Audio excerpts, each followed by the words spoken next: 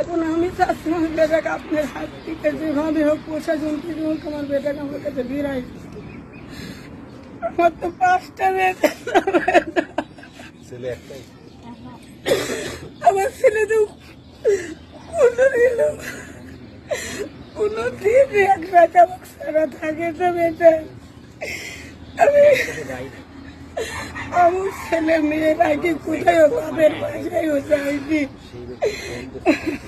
আমি খাওয়াই দিছি। তারপর আমি দোকানে যেতে দিয়ে নাই গোসল করার জন্য। গোসল করতে গেলাম, বলছে আম্মু আমার মাথা ব্যথা, আমি গোসল করলে মাথাটা মুছতে পারবো না। তারপরে বলছে তুমি শুয়ে থাকো। শুয়ে থাকার পরে আমার কাছে বলছে আম্মু আমি ব্যাংকে যাবো, আমার তো সময় হয়ে যাচ্ছে। আমি বলছি তাহলে গোসল করো। কই আম্মু আমি গোসল করবো না, আমি ব্যাংকে চলে যাবো।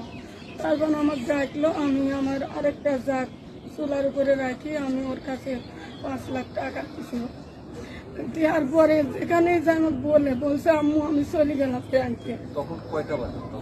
তখন আমার হাতে তো তখন ধরেছিলাম, অনুমান 12টা বাজে।